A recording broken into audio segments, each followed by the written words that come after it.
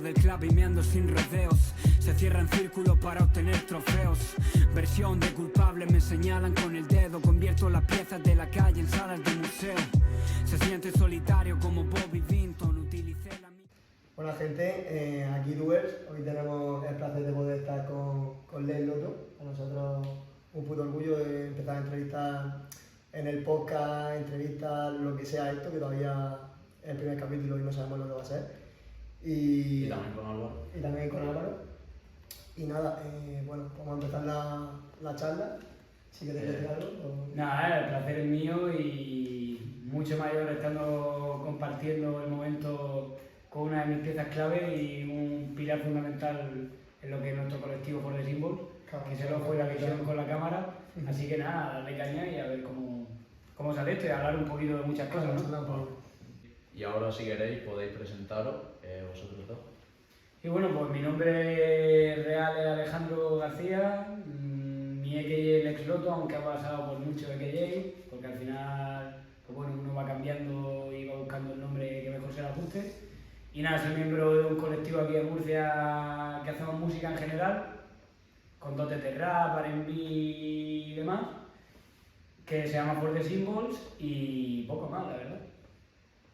Aprovechando que ha sacado el tema de For The Symbols, queremos que nos hable un poco sobre el colectivo, sobre el grupo. Pues tenemos un colectivo muy variopinto que nació con una idea, pero bueno, al final todo es cambiante y la idea se va difuminando un poquito. Y seguimos con la misma esencia del principio, que al final es servir de apoyo, servir un poco de almacenaje cultural, de que cada uno pase sus referencias, tanto a nivel de construir artísticamente como en la vida. Y eso es lo que buscamos un poco. Al final tenemos a Álvaro, por ejemplo, que él es el que se encarga de la fotografía analógica, Arturo también, por ejemplo, que lleva el tema del filmmaking y demás. Y eso, al final, variedad, distintas posiciones, cada uno con su función y que haga el colectivo lo más rico posible. Y tu nombre, que es artístico, que es Lex Loto, le encuentro con mucho parecido a Lex Luthor, el de MSN. ¿Tiene algo que ver o es simplemente...? No tiene nada que ver con la figura del Lex Luthor, el de MSN, pero sí con la del Lex Luthor, el villano de Superman. Entonces al final como que yo... Bueno, me llamo Alex, entonces al final, para la redundancia, me venía genial. Y luego quería dejar un poco una etapa pasada en la que también estaba un poco perdida a la hora de hacer música y lo que realmente quería hacer y dije, joder, la flor de loto al final florece en un estanque, ¿no? Es como florece entre el pantano, entre ese agua turbia y es algo bello entre lo que es turbio. Claro. Y luego, como también siempre le da mucha importancia a la estética porque creo que es un elemento comunicativo brutal. La primera marca que yo recuerdo que llevé y que tiene al final un sentimiento intangible en mí fue Loto, con doble T, con una prenda que me regaló mi abuelo y de ahí nace mi nombre artístico. Bastante... joder, me cago en la puta. Hay gente que te dice, me llamo Marco, ¿sabes? Sí, la gente me confundamos. Me pusieron así, literal, Aprovechando con lo que has dicho, como que viendo todos los videoclips y todo lo que sacáis, como que se nota que hay una estética detrás y que se nota que está pensado y que no es rollo pose, porque hay mucha gente que igual puede llevar un polo, puede llevar Lacoste o puede llevar The North Face o Náutica, pero vosotros se nota que sabéis los códigos. Entonces, ¿de dónde vienen esos códigos? Al final esos códigos vienen desde muy temprana edad porque tú cuando empiezas a escuchar música y cuando vas teniendo tus primeras referencias y tus primeros referentes, no quieres solo sonar como ellos, quieres ser ellos literalmente. Y eso al final también parte de la imagen, que es lo primero que te entra por los ojos y es lo primero lo que te puedes asimilar, porque lo otro es mucho más complejo. Al final es una filosofía, es un sonido que necesita de mayor densidad. Y de ahí viene un poquito, emular un poco toda esa estética de lo que vestían los raperos que escuchábamos nosotros de pequeños, yo rollo Arsenic con Lacoste en Francia, Onyx con Polo Sport, Nas con North Face, y es lo que hemos intentado respetar. De hecho el Morán también, solo que esos códigos, conforme vas creciendo como persona y te vas amoldando a otros géneros musicales, a otra forma de vida, lo pasa adheriendo, ¿sabes? En plan, no sigue siendo solo Polo, no sigue siendo solo Tommy. Sí, es que hoy no habéis pillado que... Por eso. Al final es eso, no dejar atrás lo que uno fue, pero entender de que lo que tú fuiste no se mantiene y sigue siendo. Entonces, respetar todos esos códigos y seguir adoptándolos, no es un aprendizaje constante. Cuanto más información y más cosas puedas llevar encima, muchísimo mejor. Claro, y que también cuando llevas eso es como que estás enarbolando una determinada ideología, ¿no? Porque al final, con todo el movimiento que hubo de rap blogs en Nueva York, de los lifers y tal, como que también estás defendiendo de algún modo esa apropiación que hicieron ellos, ¿no? De alguna forma retar a esa gente, ¿no? Que lo llevaba de una forma como activa o como creyéndose más, ¿no? Y es como retar a toda esa gente, ¿no? Que lo lleva de un modo para sentirse superior. Claro. Es como reivindicar un poco eso mismo, reivindicar de que independientemente de que tú no lo hayas vivido, no quiere decir que lo puedas sentir más incluso que una persona que lo vivió en su momento. Y al final eso es lo bonito de que las cosas no queden en la historia, sino que queden para la historia, ¿sabes? Exactamente. Y intentar emularlo y respetar un poco los códigos y esa estética y también respetar el trabajo de lo que hizo la gente antes. Claro, Al final nosotros somos nuevos en esto, entre comillas, ¿sabes? Y al final hay que respetar todas esas primeras piedras, aunque luego tú dentro de tu casa quieras tener la decoración que quieras tener. Pero lo que son los pilares del edificio los tienes que respetar, porque no son solo tuyos, son de todo el mundo. O sea, a propósito de lo que siempre decías tú, de que como hay que mantener, ¿vosotros qué opináis acerca de que haya que mantener, pues digamos que dentro de lo que es el género urbano, cada uno puede hacer la música que quiera, pero quien intente, por así decirlo, hacer lo que viene siendo rap originario, como que haya que cuidar un poco, lo que ser un poco fiel a cómo empezó todo, a los inicios, en cuanto a la crítica y tal, vosotros consideráis que es necesario, ¿no? O sea, porque siempre se ha definido como la pureza del rap, ¿sabes? Como algo... Es necesario, pero no es condicional en el sentido de que, vale, es necesario, pero tampoco es obligatorio, ¿sabes? Es totalmente respetable que quizá uno no cuide tanto la estética, pero que cuide un poco más el sonido. Al final hay tantos matices que hacen una cosa tan pequeña, tan grande, que es muy difícil llevarlo todo al 100%. Claro, exactamente. Entonces también hay que romper un poco con ese sentimiento pureta. Claro. Es decir, no, tanto lo mío es válido como lo tuyo es válido. Al final nunca yo voy a gusto de todos y habrá gente que valore más lo mío y gente que valore más lo del resto. Ahí es donde está la diversidad y la variedad y lo bonito de que cualquier persona tiene la capacidad para crear algo. Exactamente. Yo creo que es necesario que todo el mundo que hace rap y tal, que tenga como una especie de visión De conciencia sobre lo que ha sido. una retrospectiva, porque hay muchísima gente que va de rap tal, y critica, por ejemplo, que se hablen de, yo que sé, dinero, prostitutas y tal. Son temas que se han hablado en el rap en los 80, en los 90, desde siempre. Bueno, eso es una parte también, es una parte de lo que viene siendo el rap. ¿sabes? Pero hay mucho rapero pureta que critica pues, a determinadas personas porque hablan de eso, cuando en realidad esos son... Siempre ha sido un poco lucha de ego, porque al final con el dirty rap o el propio gangsta rap, siempre se en plan, se han sentido orgullosos de eso, de recriminar la forma de vida que llevaban, de tengo los mejores coches, tengo el mejor dinero, soy el que mejor visto, soy el que más tías tengo. Entonces al final es lógico. La cuestión es eso, no respetar tanto lo que es, sino respetar lo que uno vive y sentirlo de forma natural. De acuerdo a tu persona. Por eso mismo, yo al final tengo una visión y tengo una idea de lo que es hacer música, que otra persona tiene una totalmente distinta, pero que no sea postizo, que tú lo que estés haciendo lo sientas y sea natural y no busques amoldarte a lo que la gente pide, porque ahí es donde se notan las caretas y se nota la pegatina y no me lo creo.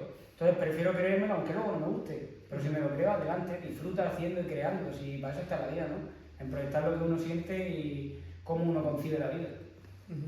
Y siguiendo hablando de todos estos códigos y todas estas cosas que se puede ver en las cosas que hacéis, se puede ver muchas referencias, como por ejemplo que en el tema de Neo Junkies, puede ser, hablas de DigiPremiere y en el de Bobby Vinton, por ejemplo, mete una referencia a Bobby Vinton, que como que se siente solitario, igual que la canción de Lonely. Que claro, la de Mr. Lonely.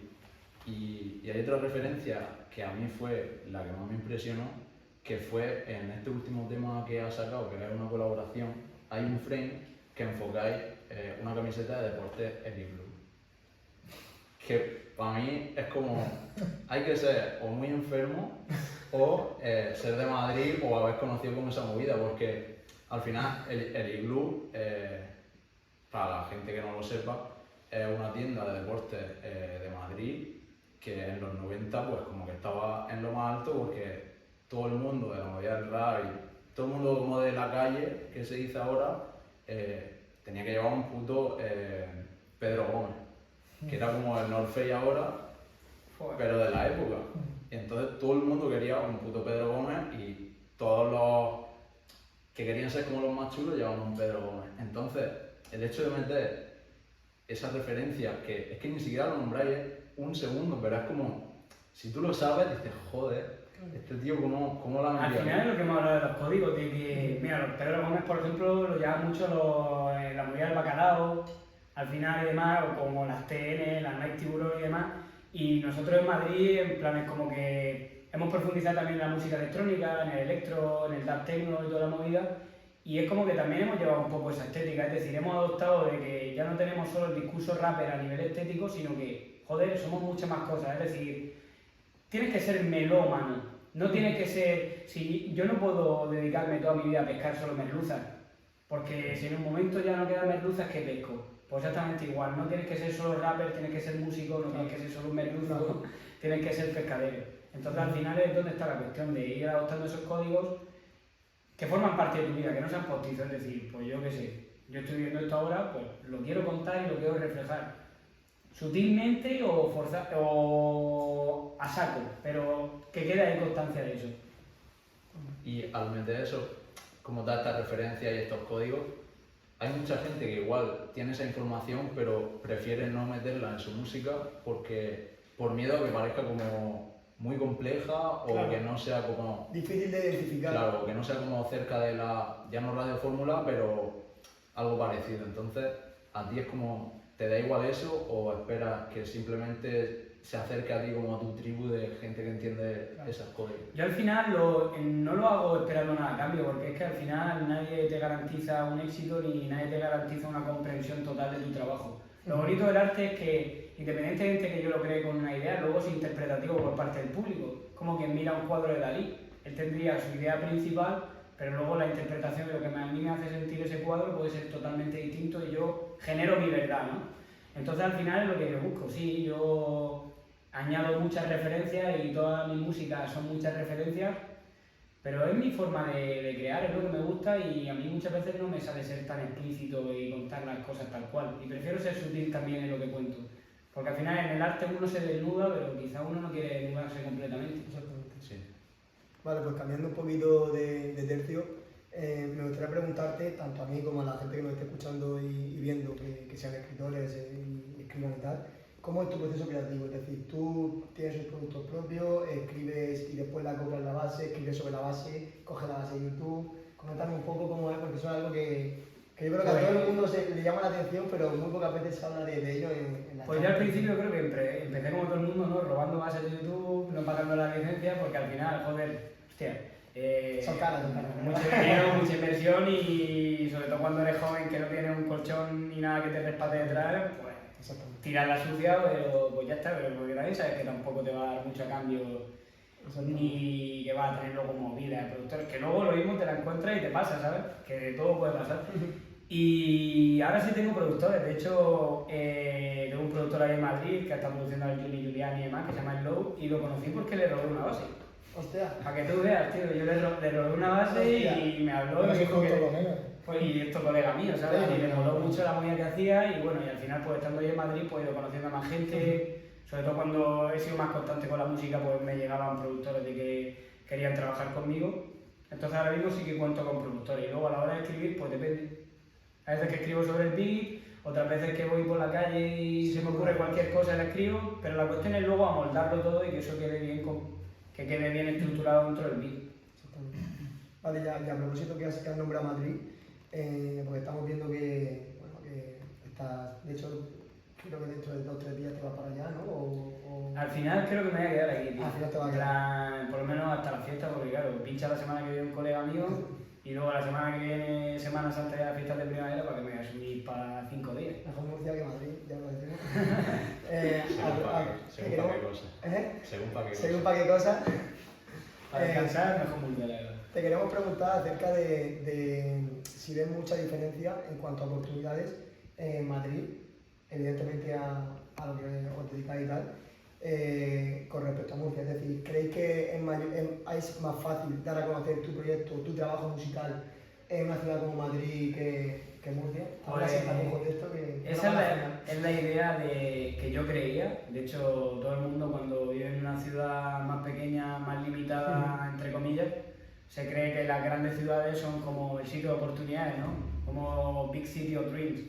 Pero luego te das cuenta de que realmente el éxito no te lo garantiza nadie y que a veces incluso es más fácil triunfar en ciudades pequeñas porque conoces más a toda la gente que se mueve en el mismo ámbito que tú y hay apoyo entre todos y al final es mucho más fácil subir en piña que subir uno solo.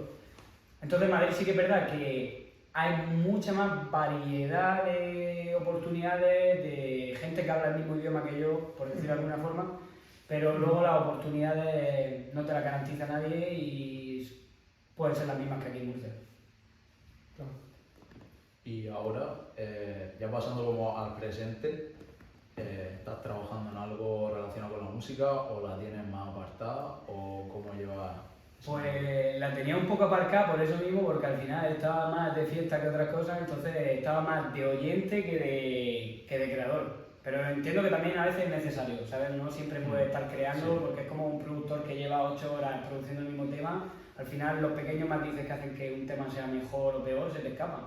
Pues ya te suena todo el rato igual. Y no estaba haciendo nada, tío, te lo juro que no estaba haciendo nada, estaba viviendo, en plan reclamando la experiencia, vivir, sentir mucho y todo eso acumularlo y ahora sí que quiero darle forma. De hecho el domingo pasado sí que grabé un tema, se llama hecho Big City of Dreams.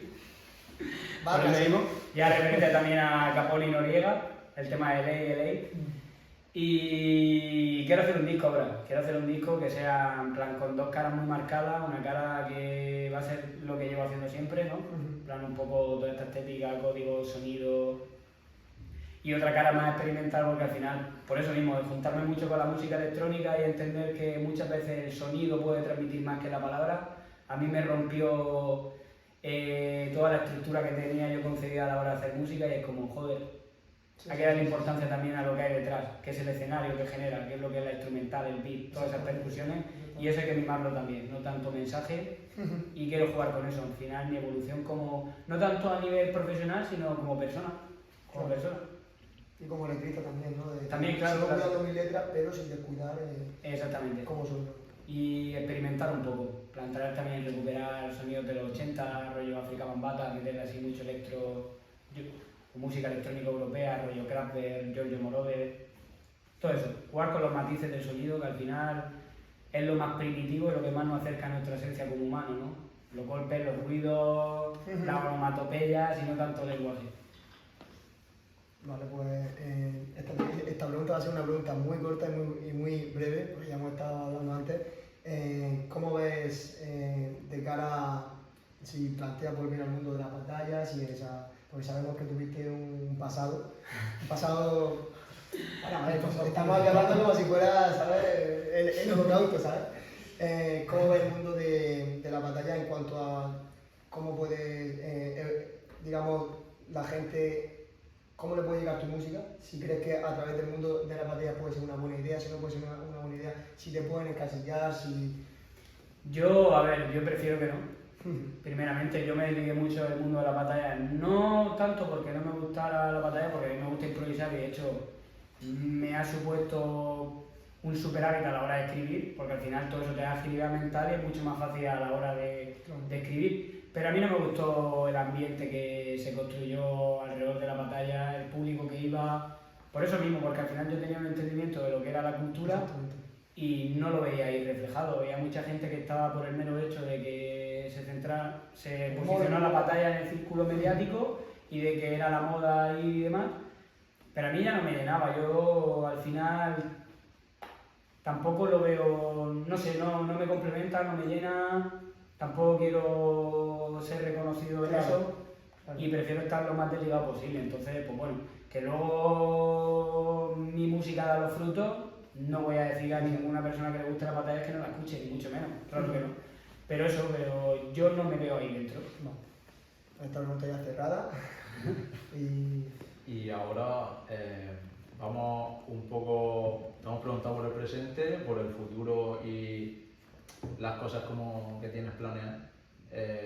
Nos has dicho que quieres preparar un disco. ¿Hay alguna idea, aparte de lo que nos has explicado, o una fecha aproximada o algo? Fecha aproximada, ¿no? Por eso mismo, porque yo como soy un huevo, si no sé producir, al final también dependo del timing y del espacio que tenga y la libertad que tenga la gente con la que quiero trabajar y hacer el disco. Entonces por eso mismo no hay fecha. Y también creo que un disco, y más que sería mi primero, tiene que ser algo muy trabajado, muy trabajado. Entonces al final en los procesos creativos no hay que fechar fechas, obviamente, en plan fijar fechas, porque no. Hay que darle libertad creativa. Uno lo mismo está durmiendo y se despierta y tiene 1000 ideas, que otro se esfuerza durante 2 semanas y no le sale nada. Entonces por eso mismo prefiero ser más consciente del presente, disfrutar del presente, que es lo único real, y al final el futuro son expectativas, son factores oníricos que no sé si se van a materializar o no. Y prefiero vivir el día a día en ese aspecto. Vale. Y hablando también del futuro, por ejemplo, Dano tiene su puto sueño, que es una colabo con Nas. ¿Cuál es tu colabo soñado?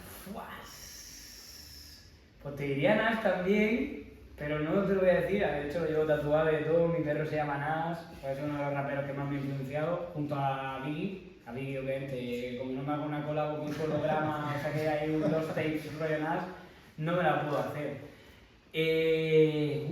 Colabo soñada, joder.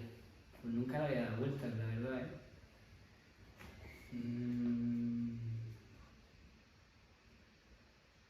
Yo creo que con Lauryn Hill. Fíjate tú por dónde, porque al final eso, quiero que mi música no se centre solo en rap y ella rapea, hace R&B. Y yo creo que me fliparía hacerlo con Lauryn Hill. Aparte fue uno de mis amores platónicos cuando yo era pequeño. Joder, pues ojalá. Lauryn Hill. Respeto mucho su trabajo, siempre me ha encantado. De hecho, el primer vinilo que me pillé hace un montón de años fue el de Score de Los Fujis, y yo creo que con Lauryn Hill. Vale, y aprovechando esta pregunta también, a mí me gustaría preguntarte un referente que has tenido en este camino que llevas emprendiendo desde que haces música. Pues referentes mucho, al final eso, me quise aprender de todo tipo de música y de todo, y al final pues yo qué sé, me gusta mucho Miles Davis, no sé, Bonnie James también, que es saxofonista, de aquí de rap de España, pues eso, el Dano, el Wild, obviamente, Chris Cross, The Fari, muchos, en verdad nunca he querido cerrarme con mis referentes y no he querido... Como tener uno, ¿no? A ver, obviamente, emocionalmente uno posiciona más uno por encima del otro, pero es como que no he querido tener una barra de medir de este más o este menos, sino disfrutar de todos los que pueda y más. Y seguir profundizando en distintos sonidos y al final tener mis referentes, porque cuanto más referentes tengas, más pequeñas piezas puedes sacar de cada uno de ellos para sacar un sonido propio, entre comillas. Si tú te encierras a escuchar a dos, pues lo más seguro es que acabe sonando igual que esos dos. Pues con esto nos despedimos.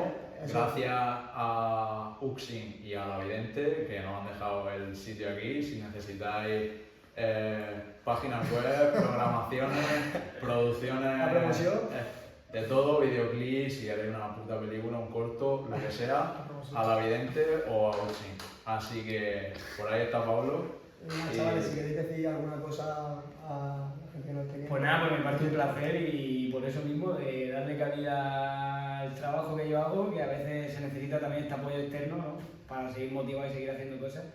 Y pues nada, a seguir dándole duro, vosotros con lo vuestro. Lo importante al final es crear y seguir haciendo cosas, tío, en plan disfrutar de la vida y crear, que es lo más bonito que es. Pues con eso nos quedamos.